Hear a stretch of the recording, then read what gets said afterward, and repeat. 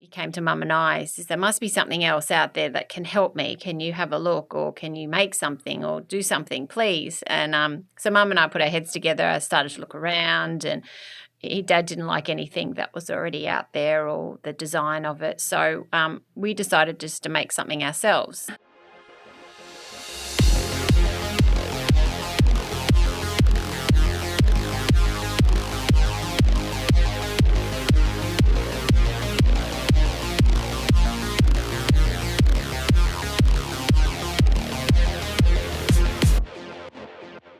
All right, welcome to the Aussie Ambitions podcast. We're here today with a new guest. It's Dominique Sanday.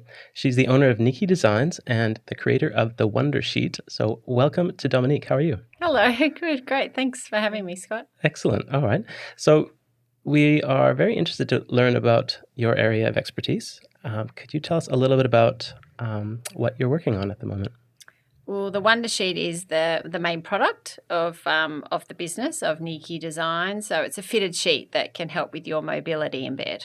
Makes it easier for you to turn over if you have any mobility or any type of a disability or ailments, even short term. It can make that turning your hips over much easier. Okay. This caught our eye for a number of reasons. One is, first of all, it's Australian made. It has origins in Australia, in terms of the concept and creation. Yes. And it's also something you've been doing for a number of years. Fair to say it's 20 or more? Yes. Okay. Yes.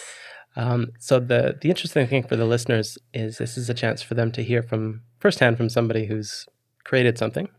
There's lots of different reasons why people start businesses, and even the product world is quite interesting, I think, because it's a tangible, you can feel it, you can experience it, or you can have other feedback from people who've used your product. But could you just touch base on the scope of the company? So Neeki Designs. First, the name is interesting.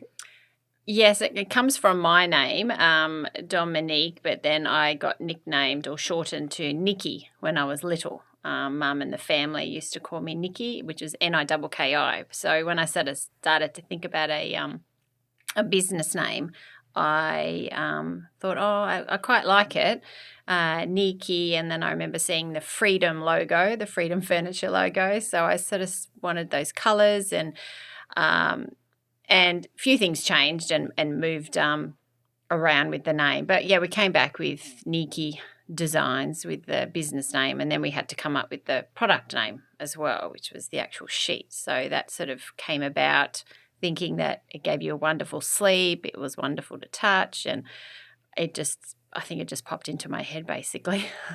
Okay. One thing, again, for people following the story so far, it would be, there's a product, it's a sheet, and it's in the world of probably linen, but it's more specialized than that in terms of perhaps the care sector and who it benefits. So who's the main user of this sheet? I could say anybody is, but then, bringing it back to what you've said, the main user is anybody that has or that finds it difficult to turn over. So it could be from a child that has, any type of muscular, like muscular dystrophy or cerebral palsy, where the parents need to move the child, turn them during the night, which can be quite tiresome on their body. So being able to, do that moving process easier, then the child gets more sleep, and then the parents, it's easy for them. But then it moves to the elderly and aged market, which is how I came about with Dad. He had Parkinson's disease. That's how it sort of all evolved. So that's the main disability, I could call it that the Wonder Sheet helps. But then people with even just arthritis started to ask for it. And then someone just had a hip replacement started to ask, will it help me? And I said, it's definitely worth trying, because it moves your hips over. You don't have to lift them on the satin. The satin runs from your shoulder down to your thighs. So you're able to do that turning process. So even bariatric, palliative, so end of life even, anyone at all. So even pregnancy, I thought it was amazing when I was pregnant because you can't stay on your back. You have to constantly going from side to side. So you're trying to do that on cotton sheets and you're against that friction of this cotton fabric, which isn't good for the skin, obviously for the aged care sector. So, anybody. Yeah, wow. And what we'll do is share the links and some images, or just so people get an idea. Of course, they'll get the link to your website so they can get a full view of it. But the origin story is, of course, close to home and everything. Could you just take us through why this product was something that was important for you?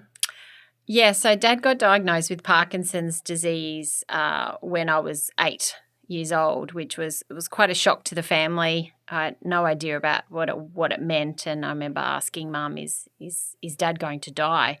And he just came back from the we met him on the side of the road. Actually, came back from the doctors and told us, and Mum had no idea, and so she just dived into the condition and found as much as she could out, and it changed the family dynamics. Like the whole, I'm an only child, so it sort of felt like my childhood changed of my responsibilities, and they tried to shelter me from things that were going on with Dad not being able to hold a job and those types of things. But I couldn't have asked for a better childhood with Mum and Dad. They're amazing. Oh, I'm feeling a bit emotional. I can understand. I mean, I appreciate you sharing that. That's so much of a personal foundation to everything. And we spoke earlier a little bit about the, I guess, what came out of that, which was you're able to help with that and just offer comfort and all the things that would have been, people can experience, and it just helps them in ways that it's hard for people to know unless you've been close to it. Yeah, and people, as soon as you say that, even when I speak to stockists and I say they usually ask, how did it come about? And they'll say, oh, my auntie's got Parkinson's and my, so-and-so. So there's always somebody seems to know somebody that had it or has it. But Dad started to struggle to turn over many years later. He was a real fighter and he always kept his physically fit. And so I think that helped with, how long he could tolerate the condition. But yeah, turning over was hard, which made it quite tiresome on Mum. And then during the day, he was very tired. So he used to wear satin boxer shorts to bed when, in between his, whenever he was wearing something. So he found that quite easy to turn over with the satin on his bottom, but his back still got stuck on the bed. So he said that he came to Mum and I, says, there must be something else out there that can help me. Can you have a look, or can you make something or do something, please? And so Mum and I put our heads together. I started to look around, and Dad didn't like anything that was already out there or the design of it. So we decided just to make something ourselves. So I just started doing my very crooked sewing and just came up with this fitted sheet. And that worked amazingly for Dad, and we were part of an organisation or support group, I should say, that Mum and Dad sort of ran, and so I had plenty of people to try it. So they're like, I'll try it. So, it wasn't hard to get somebody to try. Oh, we've changed this, try this one, this satin, and got a better one, and I've moved it up a little bit and all those types of things. So it was, so it sort of just came from there. But you get a product, and I didn't know what to do with it then. Like I had to go and maybe try and make some money out of it. I don't know. Yeah. That's impressive that even at a young age, and that sort of all going on in the background around just the dynamics of coping and just how can anyone help, right? It's one of those things. There's not Parkinson's. I believe there's no, even like it's not a treatment thing. It's more of just an adjustment and trying to help slow. Yeah. So, but in that sense, there was a bit of community around it, and from that, I guess obviously the story is still vivid and shareable. I think do people know that story? Like if people are seeing or experiencing your product, is that part of the origin? Yes, yes. I was told many years ago in a marketing boot camp that I did that, they started to just ask those questions as I'm, can be a little reserved and not sort of, spill out everything straight away, that they said, how did it come about? And then I sort of opened up. They're like, oh my goodness, you need to be telling people your story when you're trying to sell your product. I went, oh, yeah, maybe. And then so, yes, things sort of changed from there as, people could really relate and understand and admire, I think. I felt they admired what I was doing, which was, it was quite nice. I appreciate you sharing that because I think people do have points where they'll either they have something in front of them and they've got two ways to go with it. And in a case like this, you found a way to help. And not only that, imagine how many people are benefiting as well. So do you get that feeling like you're helping others along this way? Every single time I get an order, every single time I speak to somebody on the phone or I get a repeat sale through our website, it's just warm fuzzies, as I call it, just inside. And I think of Dad, he's been gone a few years now. So I think, he had to go through that horrible disease firsthand. Mum, not far behind that. But, from him, I've helped thousands of people, trying the product all across different countries, Sweden and America and Germany. I've sent one to Germany. It's not huge. We don't do a lot of marketing overseas yet, but we are negotiating with suppliers in Europe and UK. So that all came to a standstill because of last year, COVID. But, it's moving forward to touch more people and help them. That's very powerful to see that impact. Like you said, it's actually gone beyond Australia. The stories or however it's been shared, it's other countries are now aware of you. Have you actually traveled overseas? Earlier in my 20s and 30s. Okay. Little bit. Where did you go? Japan was the first stop. I did that when I was 17. 17? No, I was in my 20s, sorry. Yeah, I was in my early 20, 19, 20. Went to Japan. I lived there for a year, studied and was in food and beverage, was sort of where I sort of started from. And that was an eye-opener. Absolutely. They're amazing people, love the food and the culture. And then I've done the traditional Kentucky trip through Europe and England. So that was good. Met my pen pal in America that I had since I was, 11 or 10 or something. So that was still in contact with her to this day. She's amazing. And so I can ask on that point. You had a pen pal. Yeah. It's been a while since I've heard that concept. How did you get a pen pal?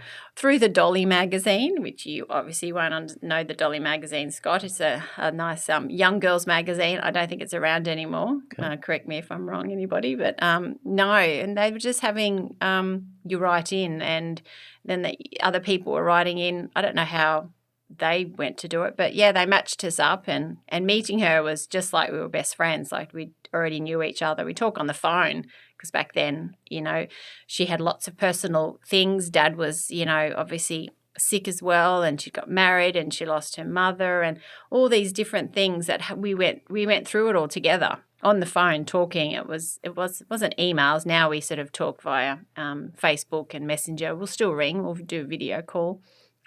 That actually touches on probably one of the core aspects of what we are trying to bring out in these kind of conversations is that you were corresponding with somebody. Was it to learn more about their way of life and share yours, or what was the?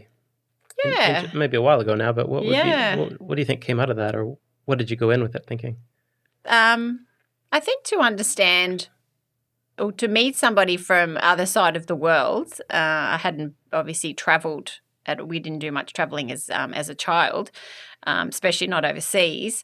So just learning about other cultures and what people do and what they like and how things are different. So it was just a really nice conversation, and she was just lovely. She's got her own family now, and that's fantastic. Yeah, I guess everything's modern these days, and you can probably follow, like you can listen to podcasts, you can link up with people pretty easily. So. Just on that, do you do a bit of that networking in your daily life, like with whether professional circles or business? Yeah. Well, all sort of. I haven't got back into it since COVID, but I was. There's a breakfast. Just a morning coffee for a marketing group, which was run through Meetup, which was really good. That was a local one run by a local marketing guy who was great. And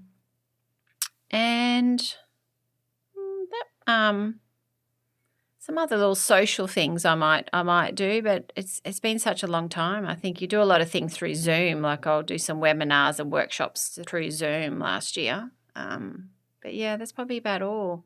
Okay. How are you feeling for where we are now in the year? Is it a bit of blue sky, positive outlook, or are you still feeling like a recovery mode and just trying to be safe with operations? And Yeah, fingers crossed that trade shows that were cancelled last year will go ahead. So they were in May last year, then they got put to October, and now they're back to May this year. So they're the two biggest, or the biggest trade show, the ATSA, that we attend and exhibit. So I'm a bit worried of the numbers.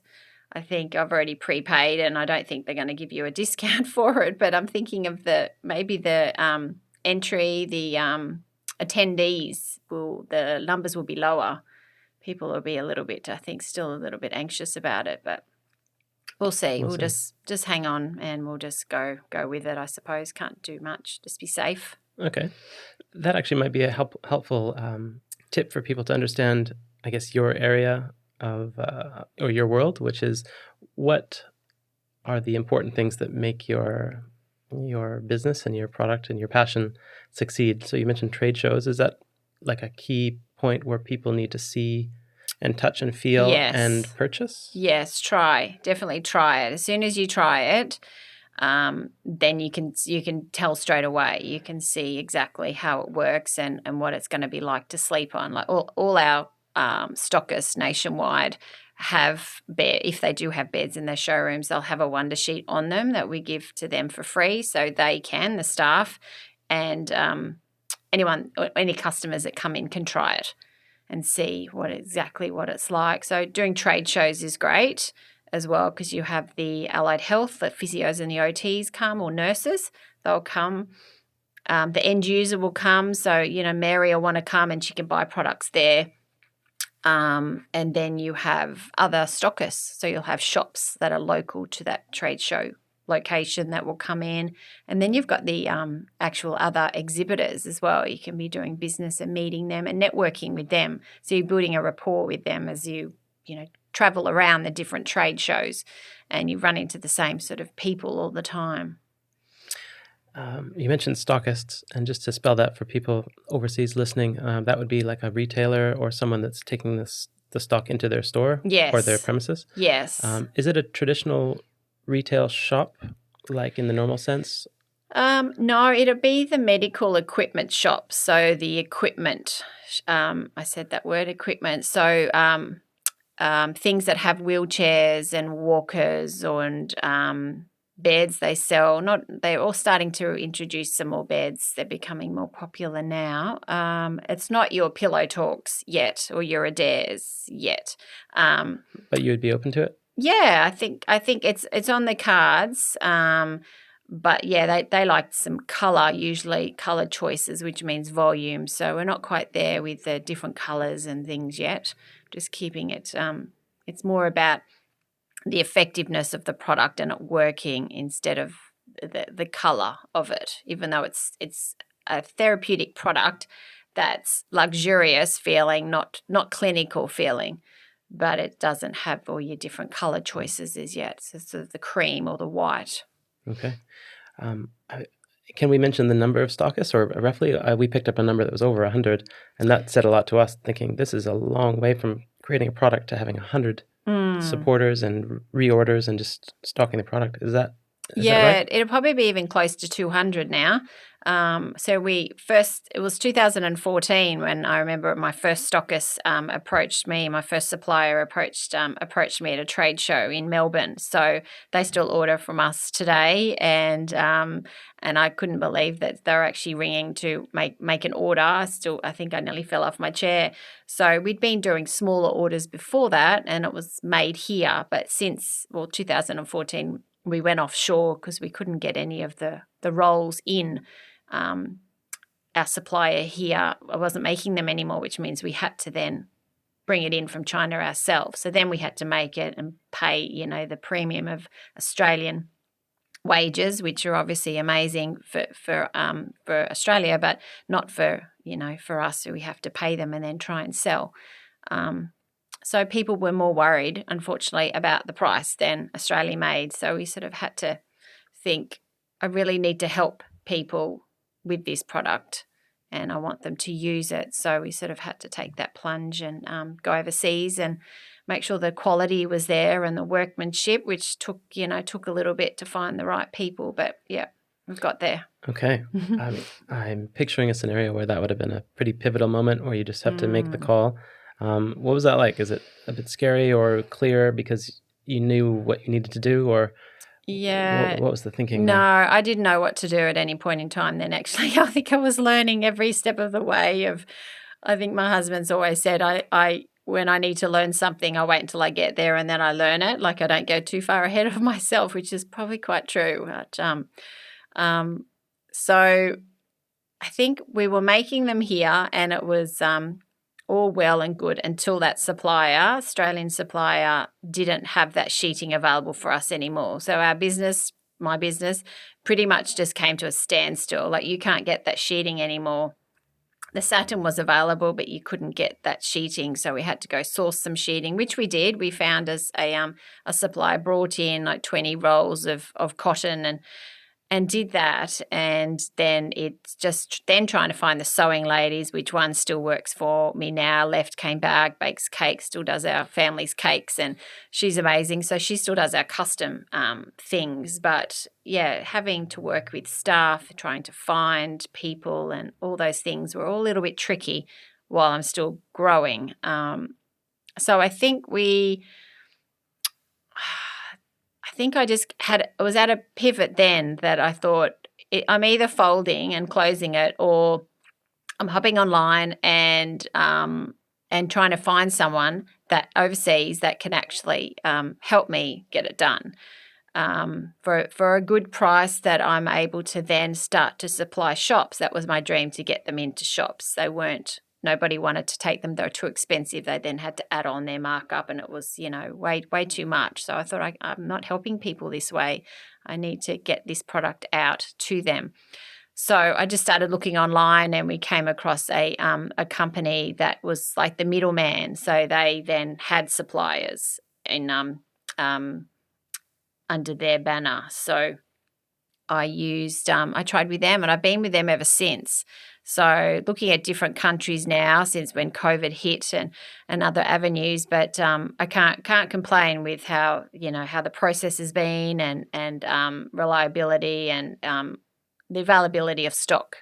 Stock levels can be a bit challenging when different things go out of stock much quicker than other sizes, some sizes. But yeah, so I just had to take that plunge, find some money to then make that big purchase. And it's been good from there. People have taken it on and I've travelled around and met people and educated them and given sheets away for them to try. And then as soon as they try it, they think, yeah, we want to stock this product. It's amazing. So so it was definitely a pivot, a turning point in my business that I made the right choice. That's interesting to hear that dynamic with the suppliers, and because people will be aware that that China is a big player with sourcing product, and you have to look at partnerships and ways to secure the volume and getting the priority, because they might have other big customers elsewhere. That was my experience in sometimes sourcing product, is that they would say, oh, we've just received a big order and our raw materials are out and so on. Have you had any little surprises in that space? Well, getting somebody that can do our minimum, like there was only so much money in the kitty to put on the table first up and I wasn't sure if it was going to work. So I didn't want 10,000 sheets sitting in my house if I wasn't sure if it was going to work. And we were still trialing, seeing if that's the way that we'd made it was the best way. As well. So like we'd send so many out to different people, but to really send it out to stockists and then the packaging as well, that was probably how do you package it? So then I was in these different stores and seeing, I like that packaging. Oh, that packaging is good. And just it's changed. I've changed things as I've gone, but there hasn't been many surprises from the factory. Finding somebody that could do a minimum of 1,000 sheets. They're used to 5, 10, 20,000, which, isn't us yet.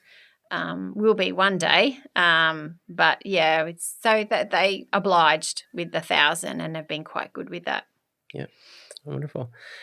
Hearing you talk through all these things, I think about, I'm trying to look at Dominique, the individual, and some of these, because you've obviously having to wear many hats running the whole business. Are you a creative person or more of how would you, what kind of personality sums up your passion? What do you contribute in the business? Is it? Usually when I describe what I do or people know my business, they'll think you're so creative. I don't feel creative. I'm not creative in the kitchen, or I'm not, I don't do any more sewing anymore. I used to do some sewing, but I suppose I could say I'm a little bit creative, but I think it might just be my thinking more so than what I produce. It's more my thinking of how I'm going to make this happen and what do I want to do, and it's just it will happen. I need it to happen because I don't want to do anything else. I want to, I want everybody having a wonder sheet, and they need to have one because they deserve to have one and they deserve to sleep better at night. So I think that just keeps me going. Do you ever circle back to maybe measure where you are in a moment in time? So you look back 2014, 15, 16, some decisions. Now we're 2021. Do you look and celebrate these little milestones and say, look, oh, yes. You got many celebrations happening? Yes. Even just the amount of times I had to offset my expenses, my accountant saying, you can only have so many years you can offset expenses as a sole trader. You need to make, I think it was $24,000 this year, a year.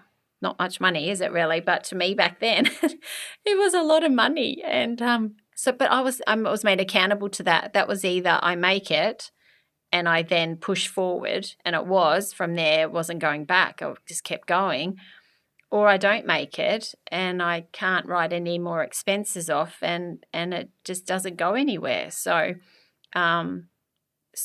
so that was, I pat myself on the back, not very often, but my husband and I do sit around and we think, look at those numbers now. It's like, wow, the amount of sheets that we're selling and the amount of people that are trialing this product, trying this product, having this product, and what they say about it as well, which is just so nice to hear. It doesn't even matter about the dollar signs, and it's how I've changed their life, and they literally say that, which sounds really corny and cheesy, I know, but I hear it all the time, and it does. It just gives me warm fuzzies that something. It's not rocket science. I'm nowhere near, that smart or intelligent to, come up with something so scientific. It's nothing like that, but it is just so basic, but so effective, which is pretty cool. We were in preparing for this, and having you drop by, I was just looking at what are the things that jump out, and one of them is just innovation. So perhaps it's not often looked at, you can look at different categories, but it's very innovative in the sense that it was introduced and it was shared and people could experience it, and it's evolved. Has it evolved? Yeah, absolutely. Yeah, it has. It's come from, cheap sheets that I used to make and put satin on them, and then, finding the better quality, and, me trying them, washing them constantly for weeks and months, seeing how they wear, and just evolving into something that we want to have the nursing home stock with our new design, the Wonder Sheet Plus. So we want that. That's the safer option. Is the Wonder Sheet Plus. So I had OTs asking for that design for years, and I wasn't keen on it because Dad liked the original design where the satin went all the way to the sides, where he was able to then get up. But there is that falls risk that some people, could be worried about. It is a minority, but it's still there. So it's so just evolving from there and growing the business. That's I'm glad you mentioned the next possible steps, because that's generally our question would be, there was a great achievement so far, obviously, and I'll just mention we noticed that you've been recognized for the 100 Faces of Queensland Small Business, and then also most recently it's the finalist of the Queensland Small Business as well. So it's certainly a lot of attention, or you've been noticed. Is that something that just came naturally, or is it part? Is that just part of your networking that put you in touch with people to get recognition, or how have you been noticed? It's not something that I particularly like. I have to push myself to be noticed, to be out there. It doesn't come too naturally. But I think to succeed in business and to get my product notice, that's how I probably could say it, is that I want my product notice. I want the Wonder Sheet notice. So if I sort of have to pop my head in every so often to say, okay, I did it, I designed it, then I'll do that. I'll do that for the good of the business. But yeah, the finalist was last year now. Some mystery person out there nominated me, which was amazing. The year before, I nominated myself. Sad as it sounds, but you thought I have to do these things. I have to put it out there, and it was great. It was a great night, and it was just something, another feather in the cap,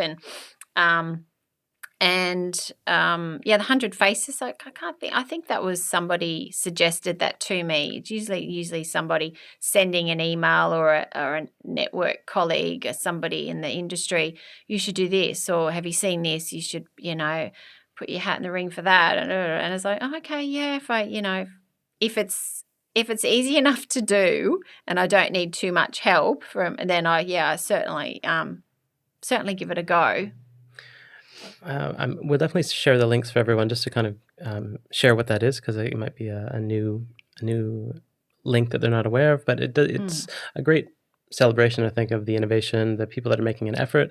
I think some of the things we'd like to highlight is, the ambition can be seen in many senses. Like, it might be pursuing a passion, but it might just be more an ambition to live a balanced life. And where do you think you're headed on that spectrum of work versus free time and family balance and exploration of other things? Yeah, the whole balance thing is a huge thing, isn't it, in the business world? So I think I balance pretty well. Even my 8-year-old son says I work too much, where I don't think I can take him to school and I pick him up and sit down with him with his homework, and so I think I have the balance right, where I will do some hours after I will do some work hours after hours, just to get on top of a few things. But yeah, I think having that balance and making sure, like, I have to be away for work, so that can be tough on the family a little bit. But as long as it's not for too long, but it's all good, because I want to get the product out there to then help people. So the balance is, you just have to maintain it. You have to be aware of it and make sure it doesn't get sort of a bit too lopsided. Okay, well, it's good to hear. And do you think that perspective is common amongst, say, Australians or Queenslanders, or like, how do you feel when you look around you? Other people doing the same thing as you, or feel like you're cutting new ground here? No, I'm not doing anything new. I listen and read about other business people, and admire so many people of different things that they do, listening to podcasts as well. And a lot of them do say that you've got to take that time out for yourself. And I constantly hear it, that you have to have the downtime, you have to have the you time. If it's just jumping up and going for a swim in the pool, just to decompress everything, or going for a walk, or taking my dog for a walk, or something, if I feel like I can't tackle any more accounting, So I think it's that downtime you need to take on. Otherwise, it's just, the whole thing's not going to be worth it if you fizzle at the end. Just curious, are you born and raised on the Gold Coast, or where are you from I originally? don't think anyone is, are they? Are you? No, No, I'm you're not. certainly I'm not. I'm certainly not. So it's just understanding a bit. Queensland though, or No, New elsewhere? South Wales, New South Wales. Sydney. Yeah, mum and dad were both from Sydney. Or mum was from Molong, which is New South Wales. But came up here in 1990 Okay. with mum and dad, and then did year 12 up here, and then after that, schooling and education. Wonderful. I think we covered some great topics. One of the things I just wanted to capture was in your networking circles, in all of this, do you see or do you meet people that are perhaps wanting to learn a little bit more from your personal journey? So it might be someone that's saying, "Oh, I've got this idea for a product. What do you think about this?" Do you get people that are curious, and is that a good thing? Or I guess it's good to have people pursuing things, but do you get approached for advice? For people wanting me to create things, yes. There's a couple of things, and I've a couple of them are great ideas, and I think, yep, I'm taking that one on, and I'll put that one on the list. But usually they're not as easy. Like creating a product isn't as easy as just do it in the backyard and then voila, it's done. It's a lot of effort with all different products. So I certainly listen. I like when people have ideas and the innovation, and they want to share it as well. So, but I won't be taking sort of anything new on at the moment. I can understand. And the other one was with the way the company's headed with nursing homes, and just the nature of the product, and that you said it's distributed through perhaps a more medical-oriented outlet. And then we have something in Australia called NDIS. Is that something you could just explain to just at a very basic level what that is, and maybe how that relates to your business? Yeah, the National Disability Insurance Scheme, amazing concept that Australians taken on, giving people products and services that they may need to fulfill and make life easier, basically. We are registered. We registered for that. We're a registered provider, so we can offer the Wonder Sheet for them.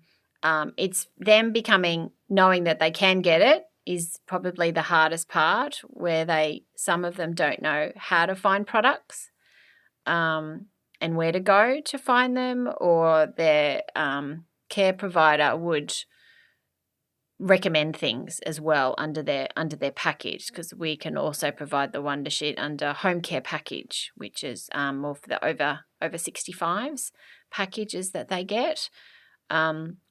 But it's great to know that they can have a pool of money. Everyone's obviously all different with what they need, and they can get all these different products and services just to make life easier. So it's great that the Wonder Sheet's on that list, and people can all, try it, can definitely obtain it. So that might be quite different than what other countries have set up in terms of their national level support. It is a national program, right? Yeah. And it would be obviously gated through perhaps a diagnosis or perhaps a medical opinion on what someone is dealing with, and then there's a level of support that they qualify for or get access to, which is funding, basically. Yes. Yep. Yes. Yeah. That's exactly right. So it's all age or up to 65, from my knowledge. Even children, because we sell the Wonder Sheet to children as well.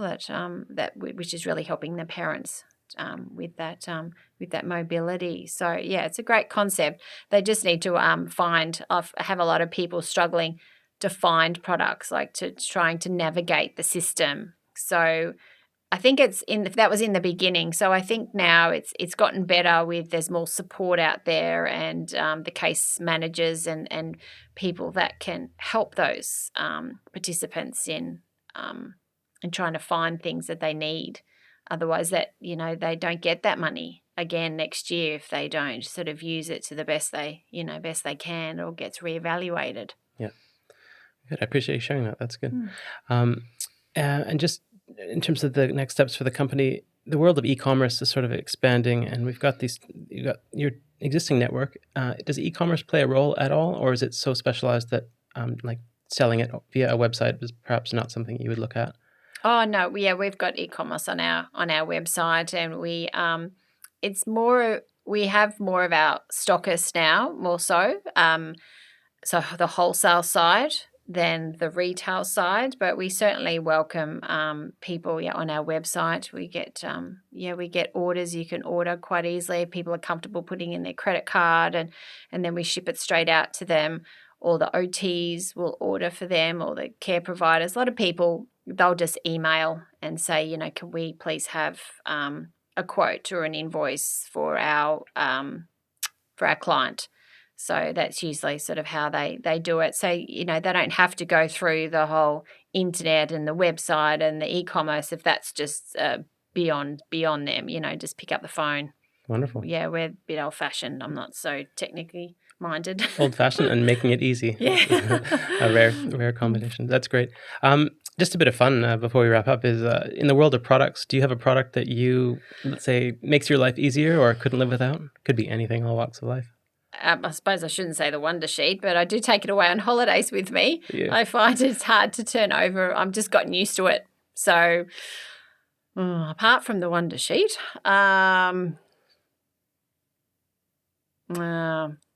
no, a comfortable pair of Skechers. I love my shoes. Oh, nice. No, I'm not too into the, products and things, I must say. Very good. Well, it's been great to have you share all of those aspects and very interesting. Certainly, we want to open the conversation to people just to consider how some of those learnings could relate to people, starting a company, sticking with it, overcoming adversity, maybe finding the spark that's your central purpose and meaning. I feel like there are a lot of heavy things in there that I'm going to reflect on. So I just wanted to thank you very much for sharing that. Thanks, Scott, for having me. It's been good. Can we just give some clear direction on where people could maybe follow your journey from here? Can we say your website? Yeah, we're at Neeki, neeki.com.au, or we're on Facebook, which is under Wonder Sheet, or Instagram as well, under Wonder Sheet. And LinkedIn, if any business people out there wanting to connect, we're under Wonder Sheet as well. Excellent. That's Wonder Sheet, everyone. Appreciate it. That's Dominique Sanday. Thank you so much. Thank you. Okay. Thanks, Scott. Take care.